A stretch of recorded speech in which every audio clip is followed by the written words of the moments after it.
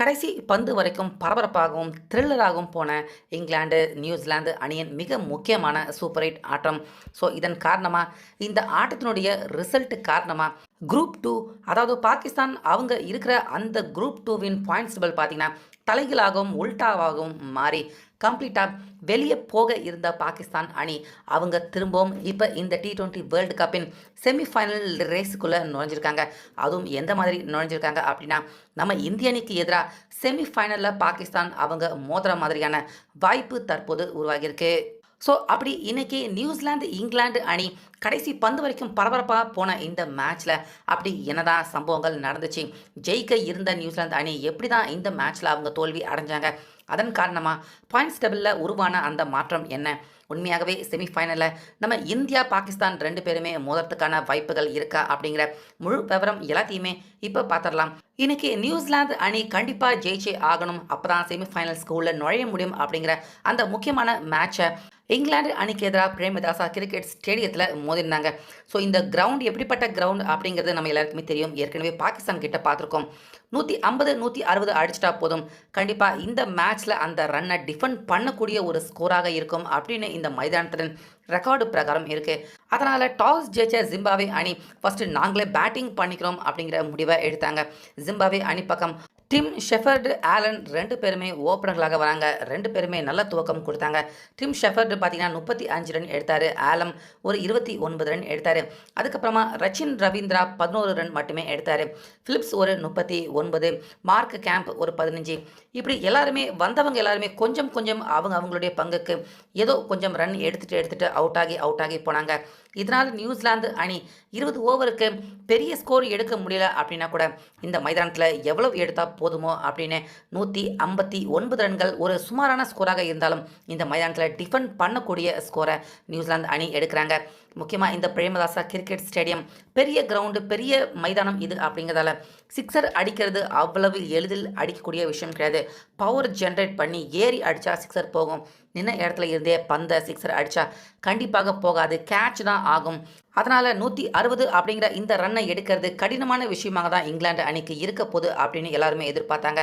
இதில் ஓப்பனராக இங்கிலாந்து அணி பக்கம் பிலிப் சால்ட் பார்த்தீங்கன்னா 2 ரன்னுக்கு அவுட் ஆட்டார்.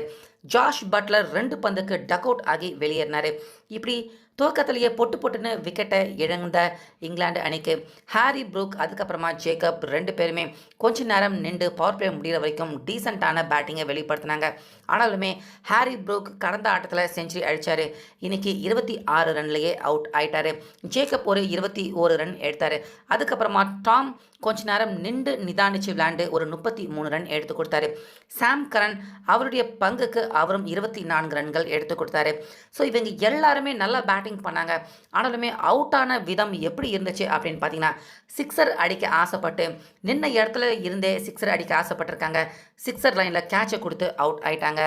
ஏன்னா அந்த அளவுக்கு இந்த மைதானம் பார்த்தீங்கன்னா பெரிய மைதானமாக இருக்குது. இந்த மைதானத்தில் சிக்ஸர் அடிக்கணும் அப்படின்னா பவர் ஜென்ரேட் பண்ணணும்.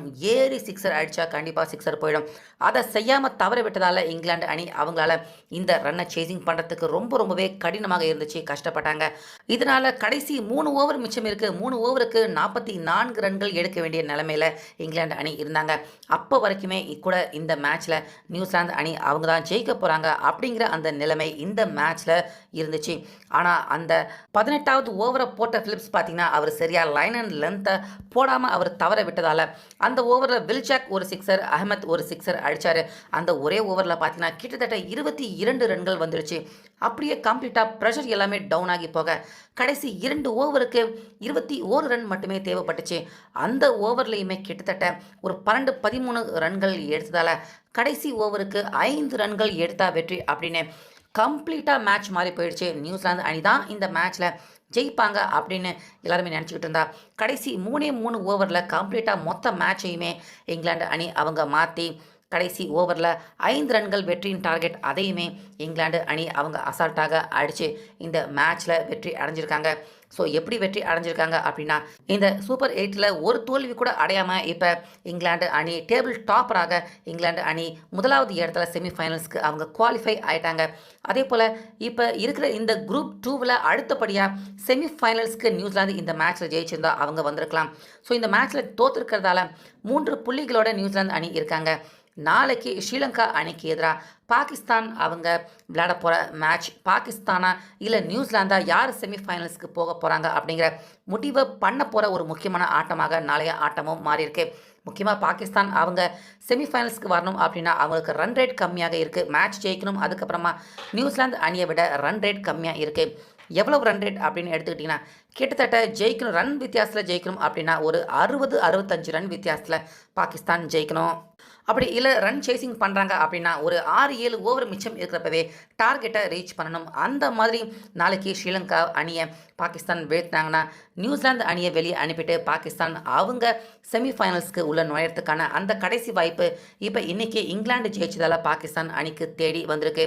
இதனால் இந்த T20 வேர்ல்டு கப்பை விட்டு வெளியே போயிட்டாங்க பாகிஸ்தான் அப்படின்னு எல்லாருமே நினச்சிட்டு இருந்த நேரத்தில் இப்போ திரும்பவும் பாகிஸ்தான் செமிஃபைனல் ரேஸுக்கு உள்ள நுழைஞ்சிருக்காங்க.